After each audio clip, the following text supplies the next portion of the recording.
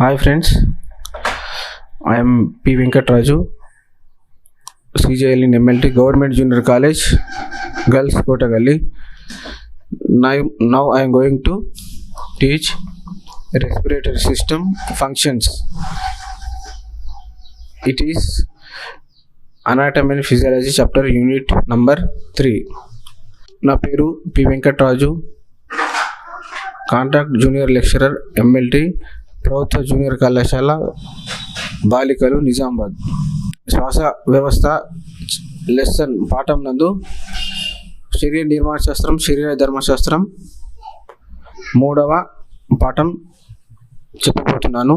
ఈ 3వ పాఠంలో ఈ శ్వాస వ్యవస్థ యొక్క నిర్మాణం గురించి మనం నేర్చుకున్నాం. ఇప్పుడు వాటి యొక్క శ్వాస వ్యవస్థ యొక్క విధులు ఎలా పనిచేస్తాయి, అది మెకానిజం కావచ్చు, లేదా దాని యొక్క విలువలు కావచ్చు, పరిమాణం కావచ్చు, అపస్థితులు కావచ్చు, వీటన్నిటి గురించి మనము ఈ ఫంక్షన్స్ నందు నేర్చుకుంటాం. In this functions we will learn one by one. 4.1 functions of respiratory tract, next functions of respiration, next one is mechanism of respiration, and next one first to breathe, next one stages of respiration, next one is composition of inspire and expire gases, another one mechanism of transport of respiratory gases, continuation of the next one physiology of speech, another one is respiratory volumes, last one is disorders of respiratory system. మనము ఈ శరీర నిర్మాణం ధర్మశాస్త్రం నందు వీటి యొక్క నిర్మాణంలో ఉండే విధుల గురించి మనం ఇప్పుడు నేర్చుకోవాలి. ఒక్కొక్కటి శ్వాస మార్గం యొక్క విధులు, తర్వాత శ్వాసక్రియ యొక్క విధులు, తర్వాతది శ్వాసక్రియ విధానం, తర్వాతది మొదటి శ్వాస, తర్వాతది శ్వాసక్రియలోని దశలు, తర్వాతది ఉచ్ఛ్వాస నిశ్వాస వాయువుల సంఘటనం, తర్వాతది వాయువుల రవాణా, దీని తర్వాతది స్వరం యొక్క విధులు, తర్వాతది శ్వాస గని పరిమాణాలు, వాటి యొక్క సామర్థ్యాలు, చివరిగా శ్వాస వ్యవస్థ యొక్క అపస్థితుల గురించి, వీటి గురించి మనము నేర్చుకోవాలి. Lesson learning objects is students should know the physiology of respiratory system. అంటే మనం ఇందులో నేర్చుకోవాల్సిన అంశాలు, విద్యార్థులు శ్వాస వ్యవస్థ నిర్మాణం గురించి తెలుసుకోవాలి. Functions of respiratory tract. In this 2 is there. One is filtration of dust particle, second is cold and dry inspired air. First is filtration of dust particles. Filtration of dust particles is carried out by airs in the nose, cilia of trachea and bronchi, help in propulsion of mucus with entangled foreign particles. They help in keeping the respiratory passages free of foreign particles. Second is cold and dry inspired air is brought to body temperature and humidity during the passage through respiratory tract before it is delivered to lungs. మొదటిది శ్వాస మార్గం యొక్క విధులు. మొదటిది దుమ్ము ధూళి వంటి వాటిని వేరు చేయడం. రెండవది చల్లని మరియు పొడి ప్రేరేపిత గాలిని తీసుకొని శరీర ఉష్ణోగ్రత, దీనికి సంబంధించింది. మొదటిది దుమ్ము ధూళి వంటి వాటిని వేరు చేయడం. నాసిక రంధ్రాలలో ఉన్న వెంట్రుకల ద్వారా దుమ్ము ధూళి వంటి వాటిని బయట పంపబడతాయి. వాయునాళము మరియు శ్వాసనాళాల సహాయంతో నాసిక రంధ్రాలలో ఉన్న దుమ్ము ధూళి వంటి వాటిని వేరు చేయబడతాయి.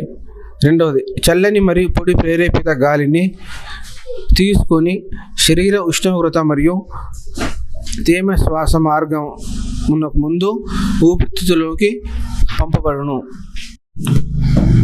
Second one 4.2 functions of respiration. carriage of oxygen to tissues and elimination of carbon dioxide formed in the tissues. Second one, excretion of volatile substances like ammonia, ketone bodies, water vapor, and drugs like ether. Third one is maintenance of pH of blood. Fourth one, water balance through excretion of water vapor. Fifth, homeostasis of metabolism in the tissue. 4.2 శ్వాసక్రియ యొక్క విధులు. ఒకటవది, గాలి ద్వారా కణజాలంలోకి మరియు carbon dioxide బయటకు పంపడానికి సహాయం చేస్తాయి. రెండవది, అమ్మోనియా, కీటోన్ బాడీస్ నీటి ఆవిరిని మరియు మాదక ద్రవ్యాల ఈథర్ వంటి అస్థిర పదార్థాలను బయటకు పంపుతాయి. మూడవది, రక్తంలో ఉన్న pHను సుస్థిరంగా ఉంచుతుంది. నాలుగవది, నీటి ఆవిరి గుండా నీటిని సమతుల్యంగా ఉంచుతుంది.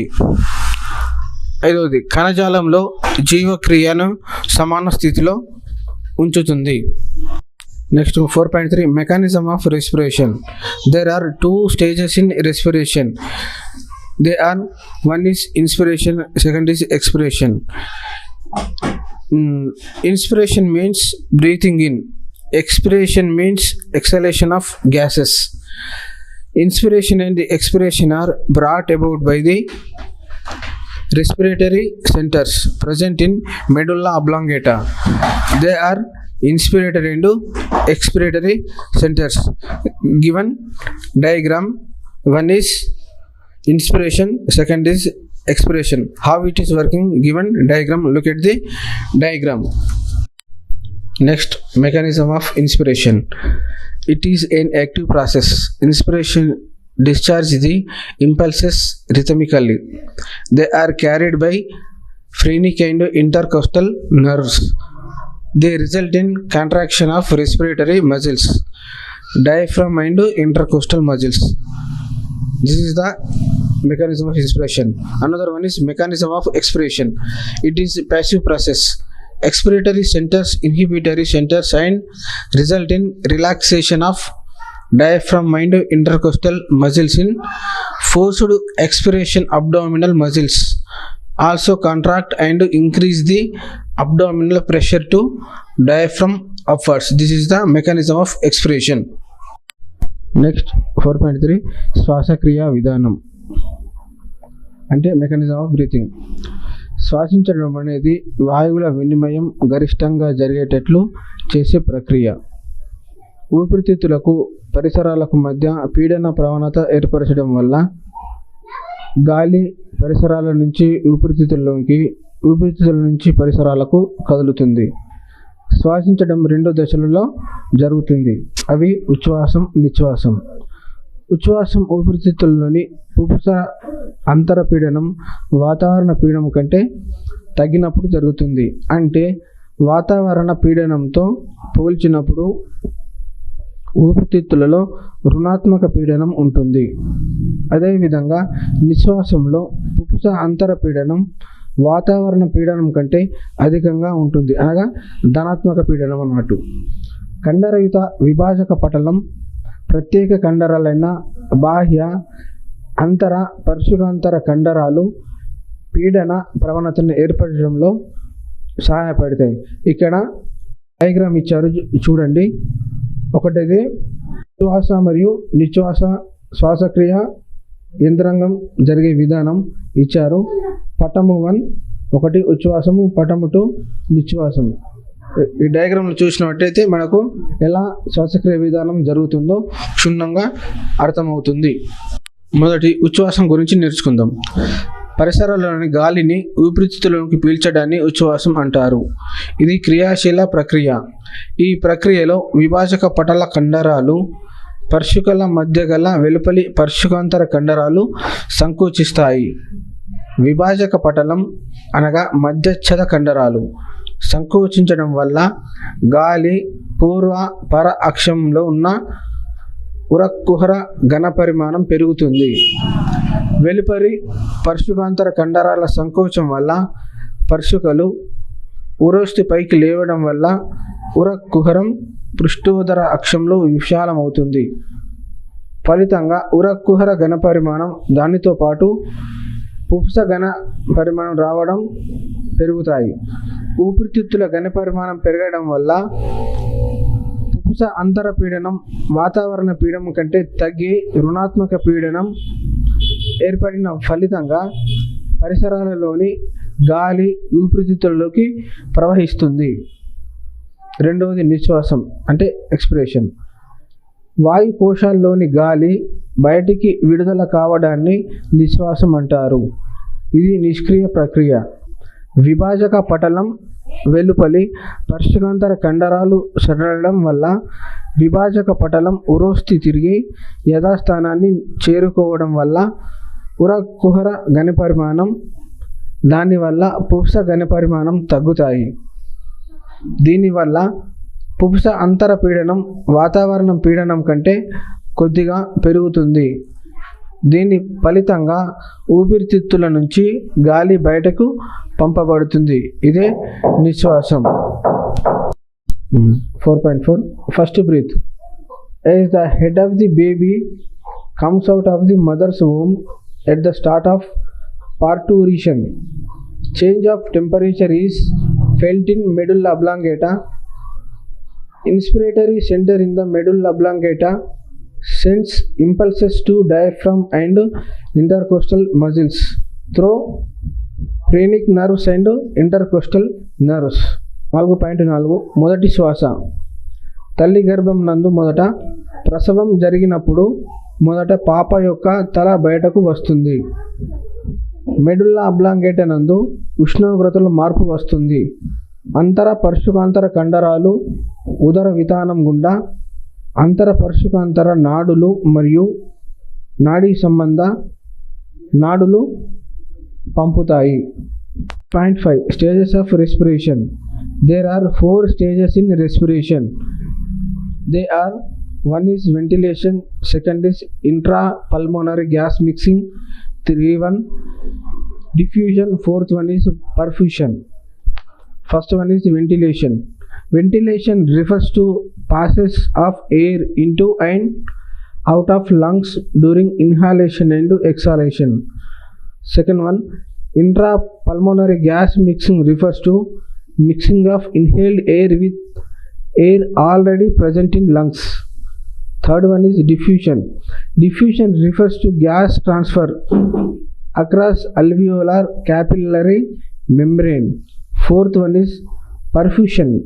Perfusion means flow of adequate quantity of blood through lungs to carry gases. Gases exchange in the body occurs at 2 places. One is lungs, second is tissues. Gases exchange taking place between blood and internal environment taking place in lungs is called as external respiration, and gases exchange taking place between blood and tissues is called as internal respiration. 4.5 శ్వాసక్రియలోని దశలు. అవి 4 దశలు. మొదటిది వెలుతురు. వెలుతురు అంటే గాలి లోపలికి మరియు బయటకు ఊపిరితిత్తుల ద్వారా ఉచ్ఛ్వాస నిశ్వాసాల ద్వారా బయటకు పంపబడుతుంది. రెండోది అంతర ఊపిరితిత్తుల ద్వారా వాయువు కలపడం. ఉచ్ఛ్వాస గాలి ద్వారా ఊపిరితిత్తులోనికి ఉంటుంది. 3 వ్యాప్తి. వాయుగోళాల కేశనాళికల పొర ద్వారా వాయువు మార్చబడుతుంది.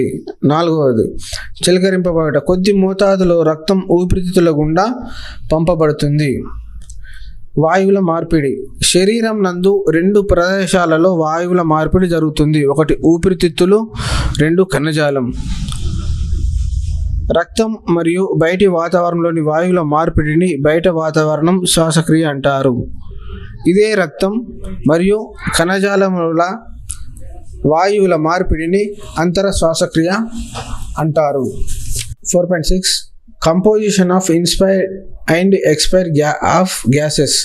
Composition of inspired air: nitrogen 79%, oxygen 21%, carbon dioxide 0.04%. Water vapor and traces of other gases are also present. Next one is composition of expired air. Nitrogen 79%, oxygen 16%, carbon dioxide 4.5%. Water vapor and traces of other gases are also present. 4.6 ఉచ్ఛ్వాస నిశ్వాసాల వాయువుల సంఘటనం. ఉచ్ఛ్వాస గాలి సంఘటనం.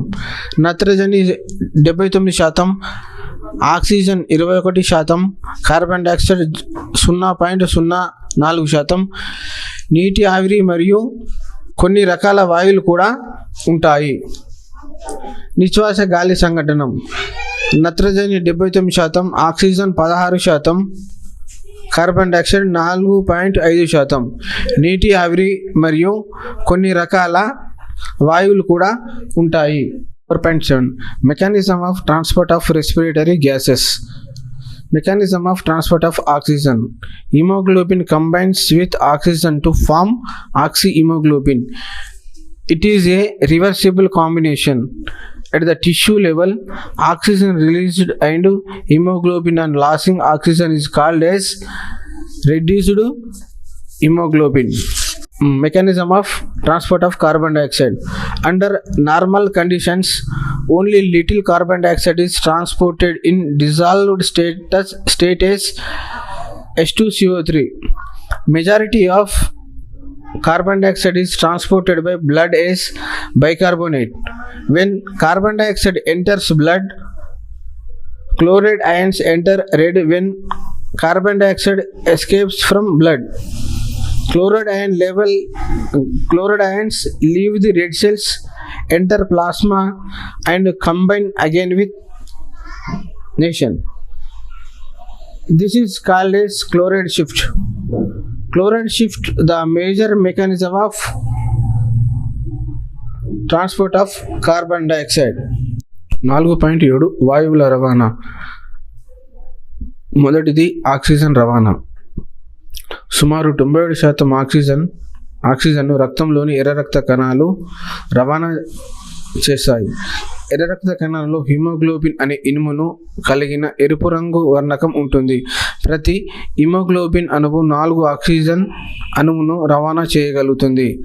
Oxygen హిమోగ్లోబిన్తో బంధించబడటం ప్రాథమికంగా oxygen పాక్షిక పీడనంపై ఆధారపడి ఉంటుంది.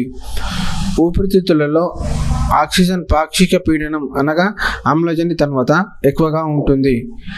కాబట్టి oxygen హిమోగ్లోబిన్తో ఉత్క్రమణీయంగా బంధించబడి ఆక్సిహీమోగ్లోబిన్ను ముదురు ఎరుపు రంగును ఏర్పరుస్తుంది. దీన్ని హిమోగ్లోబిన్ ఆమ్లజనీకరణం అంటారు. హిమోగ్లోబిన్ మరియు ఆక్సిజన్ చర్య కలిపి ఆక్సిహీమోగ్లోబిన్ ఏర్పడుతుంది. Hb+O2 HbO2. కణజాలాల్లో ఉన్న ఆక్సిజన్ పాక్షిక పీడనం తక్కువగా ఉంటుంది కాబట్టి ఆక్సిహీమోగ్లోబిన్ వియోగం చెంది ఆక్సిజన్ను విడుదల చేస్తుంది. ఆక్సిజన్తో హిమోగ్లోబిన్ బంధించబడటాన్ని కార్బన్ డైఆక్సైడ్ పాక్షిక పీడనం, హైడ్రోజన్ గాఢత, pH, ఉష్ణోగ్రత ప్రభావం చేస్తాయి. కార్బన్ డైఆక్సైడ్ రవాణా. బైకార్బోనేట్గా సుమారు 70% కార్బన్ డైఆక్సైడ్ బైకార్బోనేట్గా రవాణా అవుతుంది. ఎర్ర రక్త కణాలలో కార్బోనిక్ ఎన్హైడ్రేజ్ అనే ఎంజైమ్ చాలా అధికంగా ఉంటుంది. ఈ క్రింది ఎంజైమ్ చర్యం ఉత్క్రమణీయంగా జరుపుతుంది. క్లోరైడ్ విస్థాపం. ఎర్ర రక్త కణాల ప్లాస్మా త్వచం అనాయన్లను అనాయన్ ఎక్స్చేంజర్ అనే యాంటీపోర్టర్ ద్వారా ప్రవేశశీలత కలిగి ఉండటం వల్ల కణజాలాల వద్ద ఆర్బీసీలో ఏర్పడిన H2CO3 వియోజనం చెంది వెలుపలి HCO3 అయాన్ను ఆర్బీసీ నుంచి ప్లాస్మాలోకి వ్యాపనం చెందుతుంది. 4.8 physiology of speech. Vocal ligaments are fixed to the middle of thyroid cartilage in front and to the arytenoid cartilages behind. Vocal ligaments are pulled together when intrinsic muscles of larynx change the position of arytenoid cartilages. It causes narrowing of gap between them. This narrow gap is called as chink. If air is forced through chink, vocal ligaments vibrate then produce sound. Movements of mouth, tongue, lips and facial muscles cause alteration of sound into words. 4.8 స్వరం యొక్క విధులు. స్వరం యొక్క ligament అనే స్నాయువులు thyroid మృదులాస్థి మధ్యలో ముందర మరియు అరిటినాయిడ్ మృదులాస్థి ప్రక్కన ఉంటుంది. స్వర స్నాయువులు లాగుతూ లోపలి కండరాలు స్వరపేటిక అరిటినాయిడ్ మృదులాస్థి నందు మారుతూ ఉంటుంది. దీనికి కారణం వీటి మధ్యన ఉండే ఇరుకైన స్థలం. ఈ ఇరుకైన స్థలంను చింక్ అంటారు. ఒకవేళ గాలి చింకును ఒత్తిడి చేస్తే స్వర స్నాయువులు కదలిక మరియు శబ్దమును విడుదల చేస్తుంది. దీని ద్వారా నోరు, నాలుక, పెదవులు మరియు ముఖం కండరాలు కదిలి దీనికి అనుగుణంగా శబ్దం రూపంలో పదాలు వస్తాయి. 4.9 respiratory volumes. In this first one is tidal volume. It is the volume of air breathed in or expired out during normal quiet breathing. Normal value is 500 ml. Second is inspiratory reserve volume.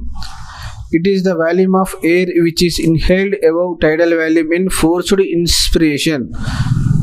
Normal value is 2 to 3.3 liters. Third one is expiratory reserve volume. It is the volume of exhaled air above the tidal volume in forced expiration. Normal value is 1 liter. Next one is vital capacity. It is the volume of air breathed out by forced expiration after taking forced inspiration. Normal value is 4.3 liter in males and 3.1 liter in women. Next one is residual volume. It is the volume of air remaining in the lungs after maximum expiration. Normal value is 1.2 liter. Normal rate of respiration 14 to 18 per minute in adults. 4.9 శ్వాస గణపరిమాణాల సామర్థ్యాలు. మొదటిది టైడల్ volume. సాధారణ ఉచ్ఛ్వాస లేదా నిశ్వాసాలలో పీల్చుకునే లేదా వదిలివేసే గాలి ఘనపరిమాణం ఇది సుమారు 500 మిల్లీలీటర్లు ఉంటుంది. ఆరోగ్యవంతమైన మానవుడు నిమిషానికి 6000 నుంచి 8000 మిల్లీలీటర్ల గాలిని ఉచ్ఛ్వాసించడం లేదా నిశ్వాసించడం జరుగుతుంది. రెండవది ఉచ్ఛ్వాస నిల్వ ఘనపరిమాణం. బలవంతంగా ఊపిరి పీల్చినప్పుడు టైడల్ వాల్యూమ్ కంటే అధికంగా పీల్చుకోగలిగిన గాలి ఘనపరిమాణాన్ని ఉచ్ఛ్వాస నిల్వ ఘనపరిమాణం అంటారు. ఇది సుమారు 2 నుంచి 3.3 లీటర్లు ఉంటుంది. నిశ్వాస నిల్వ ఘనపరిమాణం. బలవంత నిశ్వాసంలో టైడల్ వాల్యూమ్ కంటే అధికంగా బయటికి వదలగలిగిన గాలి ఘనపరిమాణాన్ని నిశ్వాస నిల్వ ఘనపరిమాణం అంటారు. ఇది సుమారు. నెక్స్ట్ వన్ ఇస్ వైటల్ సామర్థ్యం. బలవంతపు నిశ్వాసం తర్వాత పీల్చగల గాలి గరిష్ట ఘనపరిమాణం. బలవంతంగా గాలిని ఉచ్ఛ్వాసించిన తర్వాత గరిష్ట స్థాయిలో శ్వాసించబడిన గాలి ఘనపరిమాణం. అవశేష ఘనపరిమాణం. బలవంత నిశ్వాస అనంతరం ఊపిరితిత్తులలో మిగిలి ఉండే గాలి ఘనపరిమాణాన్ని అవశేష గాలి ఘనపరిమాణం అంటారు. ఇది సుమారు 1.2 లీటర్లు వరకు ఉంటుంది. సాధారణ శ్వాసక్రియ విలువ. ఆరోగ్యవంతమైన మానవుని సగటున నిమిషానికి 14 నుంచి 18 సార్లు శ్వాసిస్తాడు. 4.10 disorders of respiratory system. One is asthma. It is spasmodic contraction of bronchi and bronchioles. Patient feels more difficulty in expiration than for inspiration. Second one is emphysema. It is a disease of lungs in which some of the walls of alveoli break to create larger alveoli. It causes reduced surface area for gases exchange. Its main cause is smoking. Third one is bronchitis. It is acute or chronic inflammation of bronchi due to microbial, chemical or mechanical causes. Fourth one is pneumonia. It is acute infection of alveoli of lungs due to bacterial or viral infections. 10 శ్వాస వ్యవస్థ అపస్థితులు. ఉబ్బస వ్యాధి. శ్వాసనాళికలలో వాపు ఏర్పడటం వల్ల శ్వాసించడం కష్టంగా ఉంటుంది. శ్వాసనాళిక గోడలలోని నునుపు కండరాలలో ఏడుపు లాంటి లక్షణాలు కనిపిస్తాయి. దగ్గు, ఈల లాంటి శబ్దం, ఛాతీ బిగపట్టినట్లుగా ఉండి శ్వాసించడం కష్టంగా ఉంటుంది. అస్తమాలో ఎలర్జీని కలుగజేసే కారకాలు హిస్టమిన్ వంటి వాపును కలుగజేసే పదార్థాలను విడుదల చేయడం వల్ల శ్వాసనాలు కుంచుకుపోయి శ్వాసించడం కష్టమవుతుంది. రెండవది ఎంఫైసీమా. ఇది దీర్ఘకాల రుగ్మత. ఇందులో వాయుకోశ గోడలు శిథిలమై కలిసిపోవడం వల్ల వాయువుల వినిమయం జరిగే శ్వాసతరం తగ్గుతుంది. ఊపిరితిత్తులు పెద్దగా మారి వాయుకోశాలు తగ్గి అధిక తంతుయుత కణజాలాన్ని తక్కువ స్థితిస్థాపకతను కలిగి ఉంటాయి. దీనికి ముఖ్య కారణం పొగ త్రాగటం. మూడవది బ్రాంకైటిస్. శ్వాసనాళికలలో వాపు ఏర్పడటం. దీని ఫలితంగా శ్వాసనాళికలలోని శ్లేష్మస్తరంలో వాపు ఏర్పడటం వల్ల శ్లేష్మం ఉత్పత్తి అధికమై శ్వాసనాళిక వ్యాసం తగ్గుతుంది. దీర్ఘకాలం దగ్గు, దీనితో చిక్కటి శ్లేష్మం లేదా కఫం ఏర్పడతాయి. నాలుగవది న్యూమోనియా. స్ట్రెప్టోకోకస్ న్యూమోనియా అనే బ్యాక్టీరియా ఊపిరితిత్తులలో సంక్రమణ వల్ల కలుగుతుంది. కొన్ని రకాల వైరస్లు, శిలీంధ్రాలు, ప్రోటోజోవన్లు, మైక్రోప్లాస్మాలు కూడా ఈ వ్యాధిని కలుగచేస్తాయి. ఊపిరితిత్తులలో వాపు, వాయుకోశాలలో శ్లేష్మం చేరడం, వాయువుల వినిమయం తగ్గడం దీని లక్షణాలు. చికిత్స చేయనట్లయితే మరణించడం జరుగుతుంది. This is the functions of respiratory systems. Now I am going to tell in IPE exam purpose short answer type questions and long answer type questions in IPE exam purpose. I will tell you. First one is short answer type questions in very important for IPE public examinations. First one is what are the respiratory reflexes? Second one is name the stages of respiration. Third, mention the centers controlling inspiration and expiration. Fourth question, what is meant by chloride shift? Fifth question is define vital capacity and write its normal values. Sixth question, write the normal values of respiration. Seventh one question, what is the meant by Chinese-Stokes breathing? Long answer type questions. First one is write the functions of respiratory and respiratory tract. Second question is write about mechanism of respiration. And third one is write short notes on A, control of respiration, B, stages of respiration. Fourth one is discuss abnormalities of respiratory and respiratory disorders. ఇప్పటి వరకు మనం నేర్చుకున్నది శ్వాస వ్యవస్థలోని విధులు, అవి ఎలా పనిచేస్తాయో వాటి గురించి మనం క్షుణ్ణంగా నేర్చుకున్నాం. ఇంటర్మీడియట్ పబ్లిక్ ఎగ్జామ్ నందు ఇంపార్టెంట్స్ క్వశ్చన్స్ ఇప్పుడు చెప్తాను. చిన్న 2 మార్క్స్ క్వశ్చన్స్, 2 మార్కుల క్వశ్చన్లు మరియు 6 మార్కుల క్వశ్చన్స్ ఇప్పుడు నేను చెప్తాను. మొదటి ప్రశ్న, శ్వాసక్రియ అసంకల్పిత చర్యలు అనగానేమి? రెండవ క్వశ్చన్, శ్వాసక్రియ దశలు వ్రాయము. 3, ఉచ్ఛ్వాస నిశ్వాస ఆధీనంలో ఉన్న కేంద్రాలు తెలపండి. 4, క్లోరైడ్ షిఫ్ట్ అర్థం తెలపండి. 5వ ప్రశ్న, వైటల్ కెపాసిటీ అర్థం తెలపండి మరియు దాని విలువ రాయండి. 6వ ప్రశ్న, శ్వాసక్రియ విలువను రాయండి. 7వ ప్రశ్న, చైనీస్-స్టోక్స్ శ్వాస అర్థం అంటే ఏమిటో రాయండి.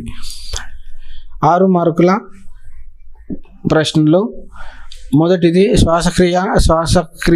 శ్వాస మార్గం యొక్క విధులు వ్రాయము. రెండవది శ్వాసక్రియ విధానం గురించి వ్రాయము.